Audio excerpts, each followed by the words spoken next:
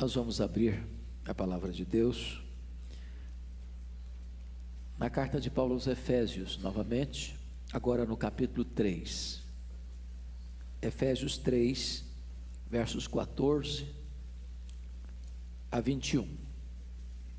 Esta é a segunda oração de Paulo registrada nesta carta. E Paulo ora assim: por esta causa,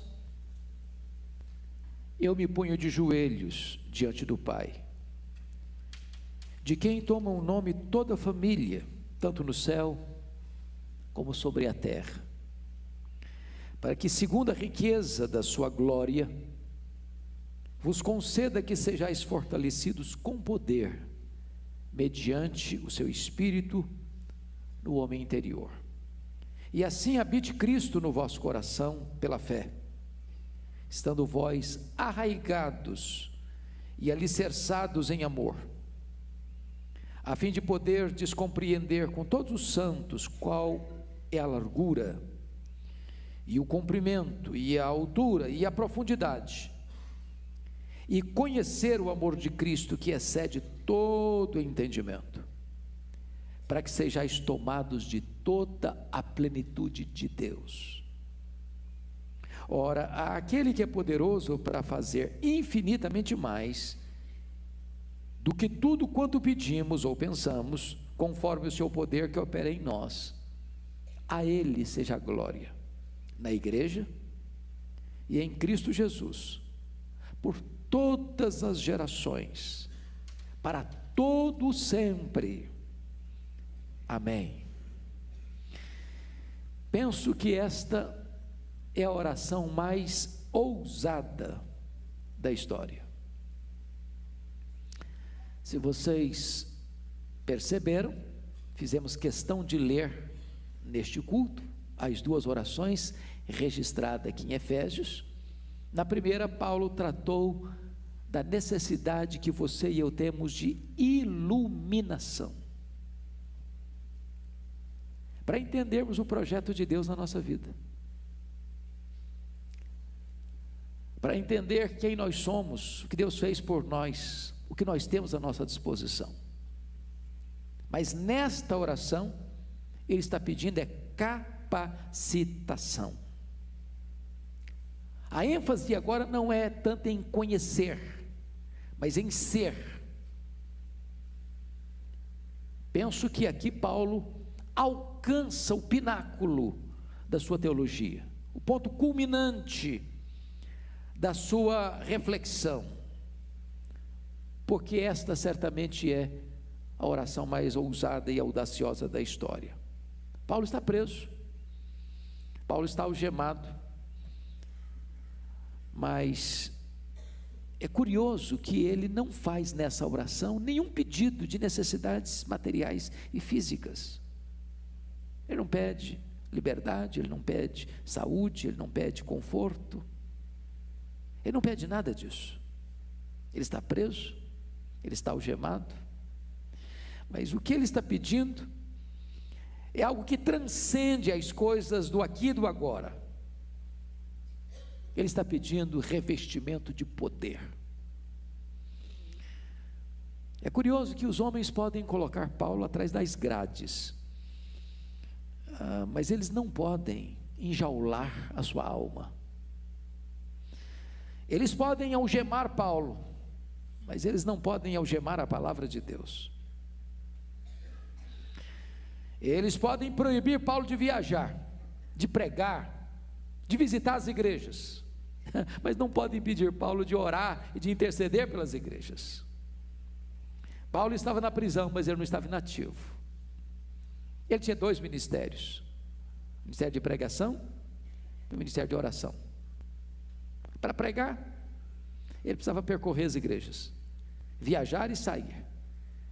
Para interceder, ele podia interceder ali mesmo naquela cela. Quando você ora, uma masmorra se transforma na antessala do céu. Os céus se abrem, Deus se revela, Deus se manifesta. É curioso, meus irmãos, que quantas vezes hoje os maiores teólogos são os que menos oram, e os que mais oram são os que menos refletem. Paulo ensina que essas duas coisas caminham juntas. Ele tem luz na cabeça, ele tem fogo no coração. Então eu queria que você olhasse comigo esta oração. Primeiro, vamos ver o preâmbulo desta oração. Lá no versículo 14 está escrito assim: por esta causa eu me ponho de joelhos diante do Pai. Bom, você precisa perguntar: que causa é essa que o coloca de joelhos? E eu penso que é tudo aquilo que precedeu ao que ele registra nessa oração. Ele começa essa carta mostrando que o Pai, o Filho e o Espírito Santo estão completamente engajados na nossa salvação. O Pai nos escolhendo antes dos tempos eternos, o Filho nos redimindo com o sacrifício da sua cruz, e o Espírito Santo nos selando e sendo o penhor da nossa redenção. Ele revela para nós que nós estávamos mortos nos nossos delitos e pecados, e Ele nos deu vida juntamente com Cristo, ressuscitando-nos e fazendo-nos assentar nas regiões celestes, acima de todo o principado e potestade. Ele revela que Deus nos salvou pela graça, mediante a fé, para as boas obras. Ele ensina nessa carta que havia uma grande muralha entre judeus e gentios, e Jesus Cristo veio e derruba essa muralha, e forma de judeus e gentios um único povo, uma única igreja. Até aqui ele revela para nós, no capítulo 3, que esse era um grande mistério revelado a nós, o mistério de Deus juntar, por meio de Cristo, dois povos, judeus e gentios, para formar um único povo.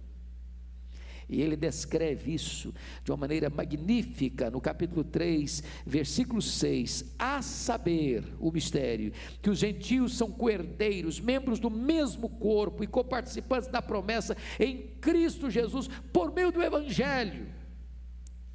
Depois que ele descreve essas coisas lindas e gloriosas do projeto de Deus, ele diz assim: por esta causa, eu me ponho de joelhos diante do Pai. Você sabe que um judeu ortodoxo orava de pé, com as mãos levantadas.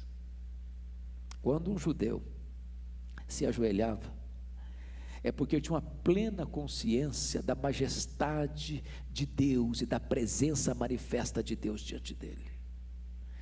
E ele se coloca de joelhos diante de quem? Do Pai. Aqui tem uma linguagem de intimidade, de acesso, uma linguagem de confiança. E ele começa a dizer que este Pai é aquele que toma o nome de quem toma o nome toda a família, no céu como sobre a terra. Sabe o que ele está dizendo? Que nós temos uma única igreja, que é militante e que é triunfante. Uma igreja que agora está na terra e que a igreja então estará no céu. É a mesma igreja. Pode ter certeza disso. Se você creu no Senhor Jesus,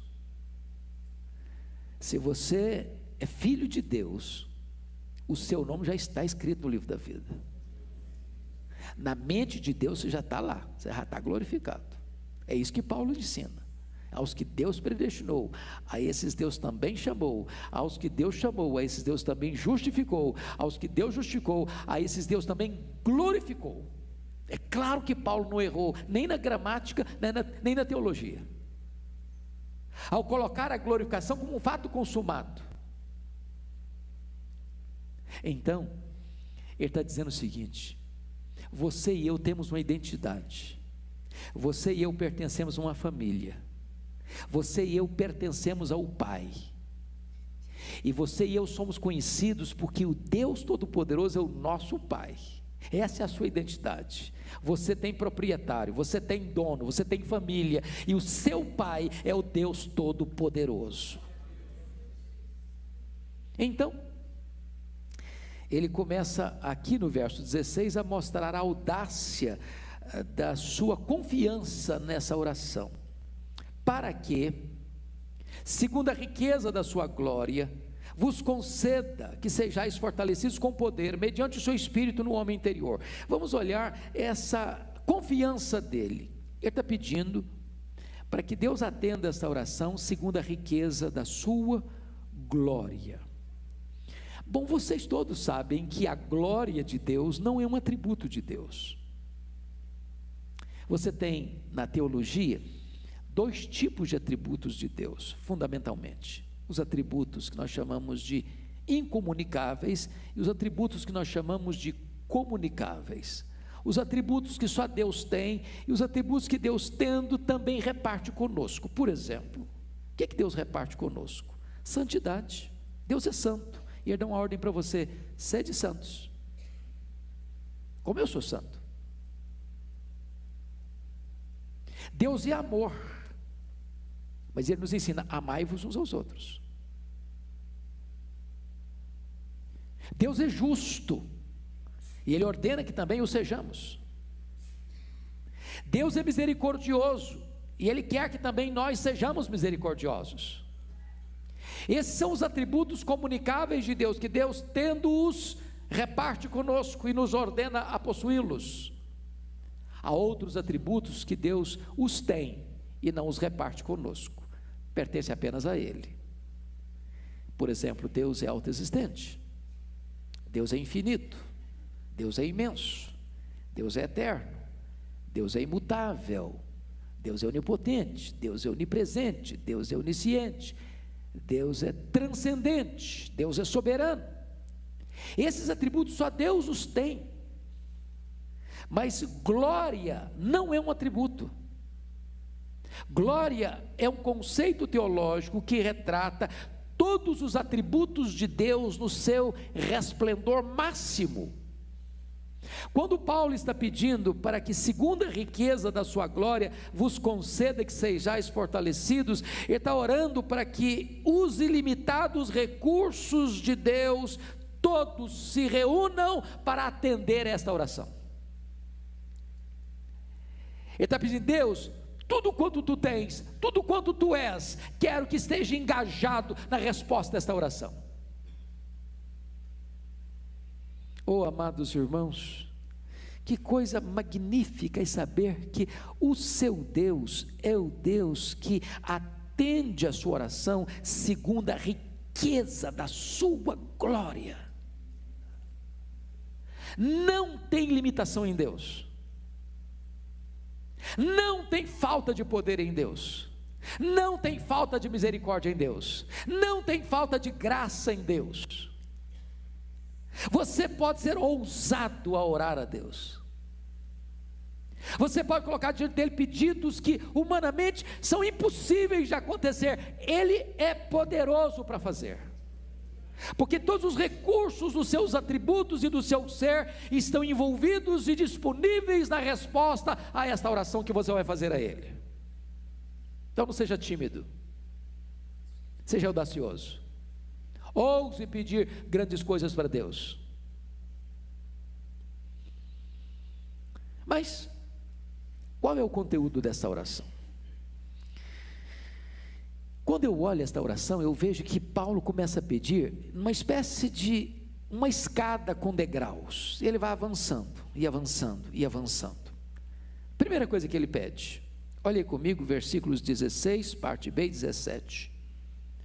Que vos conceda que sejais fortalecidos com poder, mediante o seu Espírito, no homem interior.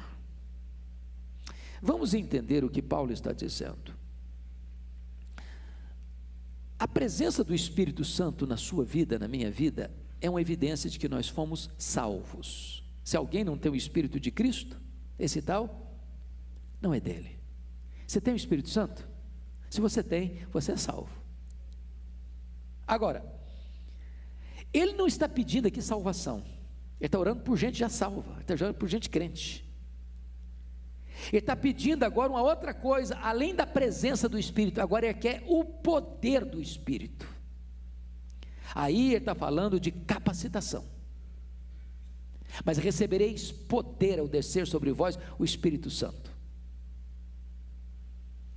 Então, se você olha para a própria vida de Jesus, ele realizou o seu ministério no poder do Espírito Santo.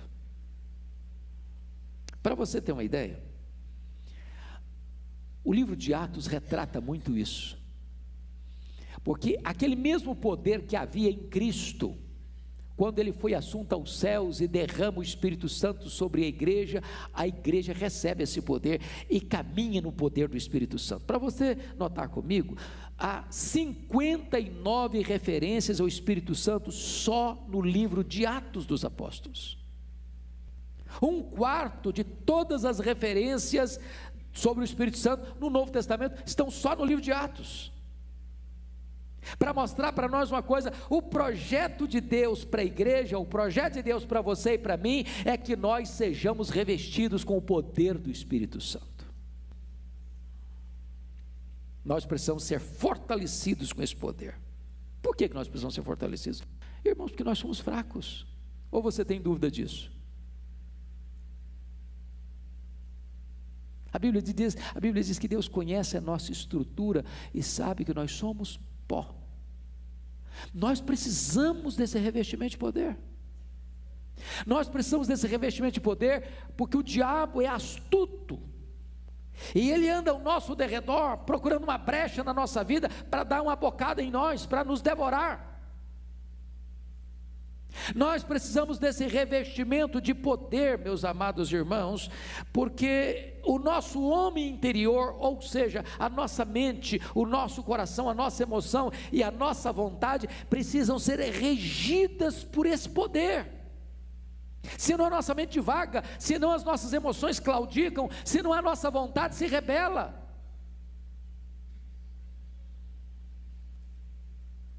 Como você e eu precisamos desse revestimento de poder, como nós precisamos. Agora veja vocês, que ele faz um segundo pedido aí, porque o primeiro é que você seja fortalecido com poder, mediante o Espírito. O poder vem pelo Espírito Santo. Onde esse poder se manifesta? No homem interior. Então note que não é poder para fazer coisas fantasiosas, não é poder para fazer coisa espetaculosa, não é poder para realizar coisas místicas, é poder no homem interior. É poder para você viver uma vida íntegra, autêntica, vitoriosa, santa, piedosa. Para você viver nesse mundo posto no maligno, uma vida piedosa, você precisa de poder. Mas agora no versículo 17, ele faz o segundo pedido, que tem uma profunda conexão com o primeiro. Qual é o segundo pedido aí? E assim habite Cristo no vosso coração pela fé, estando vós arraigados e alicerçados em amor. Então vamos ver aqui que ele está fazendo o segundo pedido, e assim habite Cristo no vosso coração. Bom, eu preciso pegar a palavra habitar, porque essa palavra ela é muito importante para a interpretação do versículo. Havia duas palavras gregas para habitar, a palavra paroikel e a palavra katoikel. A primeira palavra paroikel é o habitar do viajante, que se hospeda num hotel uma noite e vai embora. Aquela casa não é dele, aquele quarto não é dele, ele não comprou aquele quarto, ele está lá de passagem, ele não está preocupado com os móveis, ele só está preocupado em passar uma noite ali e ir embora. Não tem compromisso nenhum com aquele local, está de passagem, é um transeunte, é um viajante. Essa é a palavra paroikel. Mas a palavra que Paulo usou, a palavra katoikel, é habitar como dono da casa. Você mora lá, ali é a sua residência, ali é a sua casa, ali é a sua moradia, é para lá que você vai todo dia, é ali que você dorme, é ali que você se reúne, é ali que você respira, é ali que você pensa, é ali que você age, é ali que você descansa, é ali o seu local de viver. Quando Paulo usa a palavra, e assim habite Cristo no vosso coração, ele usa certamente a palavra katoikel, é que o Senhor Jesus seja não um hóspede que vem e vai embora, mas seja o residente permanente no seu coração. Que o seu coração seja um ambiente propício para ele morar. Agora pense comigo uma coisa: se o meu coração é o lugar onde Jesus mora, e eu estou abrigando alguma coisa muito esquisita no meu coração, será que ele vai se sentir bem? Tem mágoa, tem ódio, tem rancor, tem impureza, tem lascívia, tem cobiça, tem malquerença. Pense comigo, você morando numa casa, mas tem um cômodo lá que você cria cobras, e a pessoa diz: olha, eu estou te vendendo essa casa agora é sua, mas com um detalhe,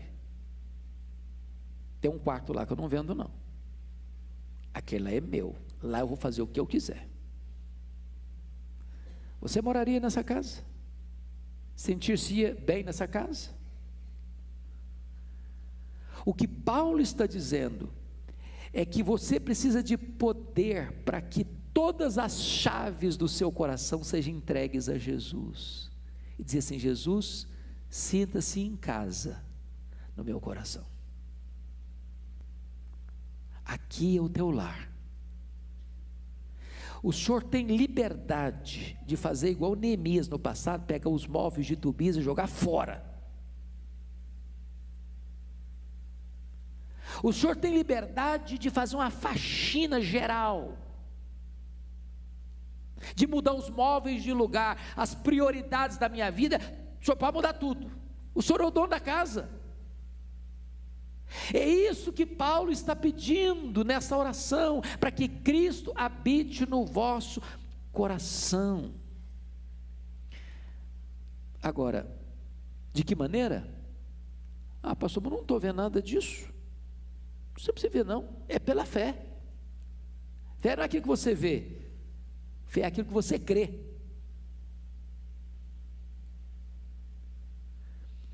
Agora, ele diz que quando Cristo habita no seu coração, você vai estar o quê?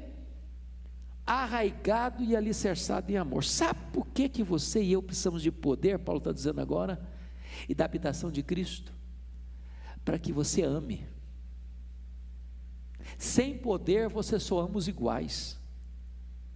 Sem poder você só ama quem ama você. Sem poder você só ama quem faz afague em você. Você precisa de poder para amar até seus inimigos, aqueles que perseguem você, falam mal de você, fazem o mal contra você. Sem poder você não vai amar, como Ele nos amou, sendo nós seus inimigos.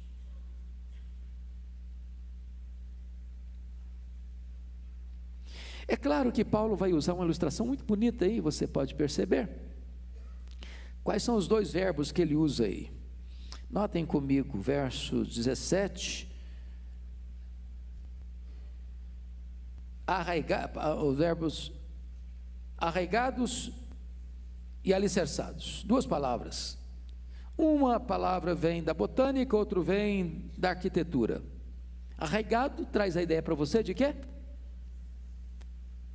De uma árvore, tem raízes. Alicerçado lembra o que você?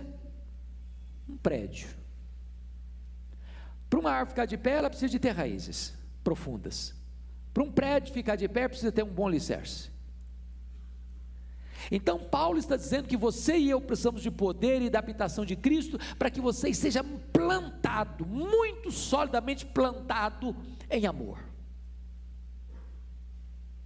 Por que, irmãos? Por que isso? Por que isso? Porque na verdade, o amor é a principal virtude cristã. Paulo chegou a dizer que você pode profetizar, você pode falar em outras línguas, você pode ter ciência, você pode fazer sacrifício, você pode dar seus bens para os pobres, você pode até ser um mártir. Se você não tiver amor, isso não vale nada. A Bíblia diz que o amor é a evidência do meu discipulado. Nisto conhecerão todos que sois meus discípulos, se tiverdes amor uns pelos outros. Então a régua do reino de Deus que revelará se você é discípulo ou não, não é quanto de teologia você tem na sua cabeça, é o quanto você ama seu irmão. O amor é a condição que você e eu temos para fazer a obra de Deus. Quando Jesus, eu acho isso maravilhoso, preste atenção nisso, quando Jesus está restaurando Pedro lá no mar da Galileia, eu fico imaginando, Pedro era um apóstolo, Pedro era um líder, e aí Pedro cochilou, negou Jesus, fugiu, aquela coisa toda. Se você e eu estivéssemos na comissão de restauração de Pedro, o que é que nós faríamos com ele? Pedro, um ano de banco, calado, só escutando. Ou talvez diríamos o seguinte: Pedro, você vai ter que ler 5 livros de teologia, 3 livros de hermenêutica, uns 2 livros de aconselhamento pastoral. Depois nós vamos fazer um teste com você, um exame oral e uma prova escrita. Depois nós vamos ter uma comissão aqui de pinga-fogo, vamos perguntar algumas coisas para você. Se você passar no teste, a gente restaura você. Aí Jesus vai restaurar o Pedro e faz uma pergunta só para ele: ô Pedrão, você me ama? Se você me ama, filho, então faça o meu trabalho. Agora, se você não me ama, não tente pastorear minhas ovelhas, não. Que a condição de pastorear as minhas ovelhas não é amar apenas as ovelhas, é me amar mais do que você ama as ovelhas. Você não pode fazer a obra de Deus se você não ama a Jesus. Então Paulo está orando para que você ame, porque amar, irmãos, nesse sentido não é uma coisa comum, natural, visceral, não. Só com o poder do Espírito Santo, só Cristo habitando no nosso coração, mandando na nossa vida, é que nós vamos amar desse jeito. Mas agora, note você, versículos 18 e 19, ele faz um outro pedido. Confira aí comigo. A fim de poderdes compreender, com todos os santos, qual é a largura, e o comprimento, e a altura, e a profundidade, e conhecer o amor de Cristo, que excede todo entendimento. Eu chamo a sua atenção para 2 verbos aí.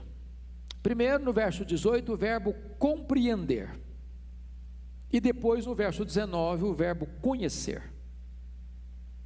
Parece que são sinônimos, mas não são. Aqui, compreender aqui tem a ver com o entendimento intelectual de uma verdade, mas conhecer no verso 19 tem a ver com algo experimental. O que Paulo está pedindo é que você possa compreender. Compreender o quê?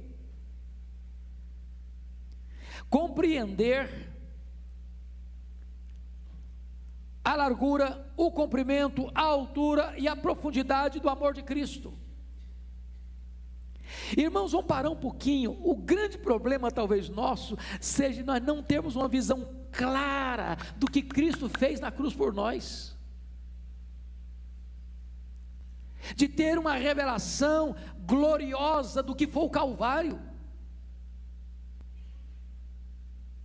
o que significou o Filho de Deus, revestido de glória e majestade, se esvaziar a si mesmo, se humilhar a si mesmo, se fazer carne, suportar no seu corpo o meu pecado, o seu pecado, e o Pai moê-lo naquela cruz, derramando sobre ele todo o juízo que devia cair sobre a nossa cabeça. E ele, sendo santo, santo, santo, bebe aquele cálice da ira, e o pai precisa virar o rosto dele, desampará-lo. Você e eu jamais poderemos nos gloriar na cruz como cantamos, se nós não entendermos a glória da cruz. E este amor, ele é tão comprido que alcança todos os homens da história. E esse amor é tão largo que chega a todos os povos, raças, tribos e línguas. Esse amor é tão profundo que pega o pecador mais miserável e o arranca das profundezas para a salvação. E esse amor é tão alto que nos levará à glória excelsa, para desfrutarmos do gozo inefável para todo sempre. Paulo está orando para que Deus abra os olhos da nossa alma, para nós entendermos as dimensões desse amor. Mas uma coisa importante, Paulo vai dizer no versículo de número 18, que você não vai compreender as dimensões do amor de Cristo sozinho, mas deve ser isso com todos os santos. Com isso, mais uma vez, Paulo está dizendo, não existe esse negócio de crente isolado, de crente desigrejado. Você pertence a uma família, e a compreensão das coisas espirituais acontecem quando você está em comunhão com seus amados irmãos. Mas quando ele chega, amados irmãos, no versículo de número 19, ele começa a mostrar outra verdade, conhecer o amor de Cristo que excede todo entendimento. Eu acho interessante, porque agora ele está falando de experiência. E nós chamaríamos isso hoje de avivamento. O que é um avivamento espiritual? É quando você é banhado por uma chuvarada do amor de Deus. É quando esse amor de Deus vira, deixa de ser conceito para ser uma experiência. É quando essa verdade salta da Bíblia e pula para o seu coração, e o seu coração arde. É quando você passa a ter uma noção, não de ouvir falar, mas de uma experiência gostosa, gloriosa, bendita, que vai inundando a sua alma, que vai enchendo o seu coração, que vai restaurando a sua vida, e vai derretendo tudo lá por dentro, diante da grandeza dessa experiência do amor de Cristo. Paulo diz, você precisa experimentar esse amor, conhecer esse amor, vivenciar esse amor. E o que é curioso é que Paulo está pedindo para você eu conhecer uma coisa que está para além do conhecimento. O que Paulo está dizendo é o seguinte, eu quero que vocês experimentem esse conhecimento, que vocês tenham experiência com esse conhecimento de Cristo, mas eu vou dizer uma coisa para vocês, isso aí está para além da possibilidade de vocês esgotar esse conhecimento, porque nem toda a eternidade será suficiente para a gente esgotar esse conhecimento. Ele está para além da possibilidade de ser conhecido de forma plena. É por isso que João 17,3 diz assim, e a vida eterna é esta, conhecer a Deus e conhecer a Cristo a quem enviaste. Preste atenção nisso. Você sabe o que você e eu vamos fazer no céu?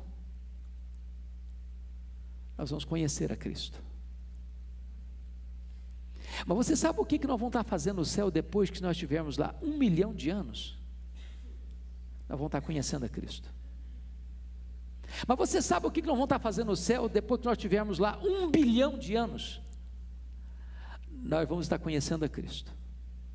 Jamais haverá um dia na eternidade em que você possa dizer, agora eu já conheço tudo, não tem mais nada para conhecer, entrei numa zona de rotina, porque agora não tem mais nada, pois Ele é inesgotável em seu ser, e você vai se deleitar nele, você vai ter prazer nele, você vai glorificar a Ele, e você vai viver para a glória dEle, e você vai fruir a Ele, e você vai ter experiência desse amor dEle, e por toda a eternidade Ele vai ser o amado da sua alma.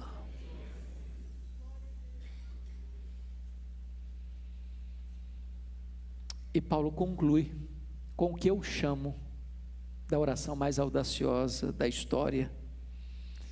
Eu fico pasmo com o que ele está pedindo. Veja o versículo 19. Para que sejais tomados de toda a plenitude de Deus. Notem que ele não está pedindo que você seja tomado de Deus. Ele não pede para que você seja tomado da plenitude de Deus. Ele pede para que você seja tomado de toda a plenitude de Deus. Mas vamos recordar o que nós falamos agora há pouco. Quem é Deus? Vamos recordar só o que nós falamos sobre os atributos incomunicáveis de Deus? Deus é autoexistente, Deus é infinito, Deus é imenso, Deus é eterno, Deus é imutável, Deus é onipresente, Deus é onipotente, Deus é onisciente, Deus é soberano, Deus é transcendente. Sabe o que significa isso? Transcendente. Ele transcende, ele é maior do que tudo quanto existe. Qual o tamanho daquilo que existe? Os estudiosos dizem que o nosso universo tem mais de 93 bilhões de anos-luz de diâmetro. O que significa isso? Que se você voasse a velocidade da luz, 300 mil quilômetros por segundo, nessa velocidade você demoraria mais de 93 bilhões de anos. Não há um centímetro desse universo onde Jesus não possa dizer: isso aqui é meu, eu criei isso aqui, eu sou Senhor e dono disso aqui.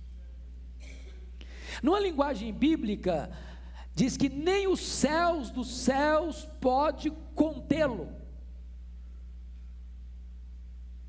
E agora Paulo está orando para que você e eu, frágeis vasos de barro, sejamos tomados de toda a plenitude de Deus. Aí você, pode estar delirando. Aí ele escreve no versículo 20 assim: ora, aquele que é poderoso para fazer infinitamente mais. Porque a gente pensa assim, ele é poderoso para fazer infinitamente mais, quando você está pedindo: Senhor, cura a dor do meu pé aqui, cura a minha unha encravada, o Senhor resolve aquele problema da briga do marido e da mulher lá. Ah, Deus é poderoso para fazer infinitamente mais. Ok, já muita coisa boa. Mas o pedido que ele fez, irmãos, anterior ao que ele está dizendo aqui, não tem como pedir nada mais do que isso, não. Para que nós sejamos tomados de toda a plenitude de Deus. Aí ele vem com essa: ora, aquele que é poderoso para fazer infinitamente mais. Eu não sei mais o que ele está falando. Não tem palavra do vernáculo para descrever. Ele extrapolou todos os limites da nossa racionalidade. Então, vamos a uma conclusão prática. O meu problema e o seu talvez é que você e eu limitamos a obra de Deus ao que nós conhecemos e ao que nós experimentamos. A gente se limita a uma vidinha medíocre, rasa, pobre, e pensa: bom, isso é tudo, até morrer vai ser assim.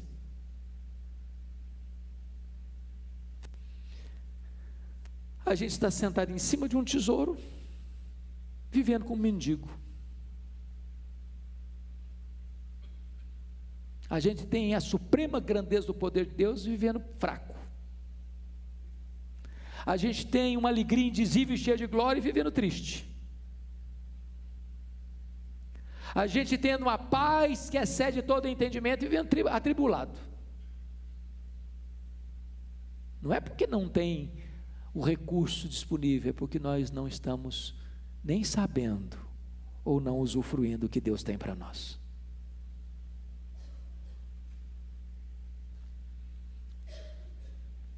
Como é que Paulo termina essa oração? Claro, não podia ser de outra maneira, com doxologia. Você pode ler o versículo 21 comigo?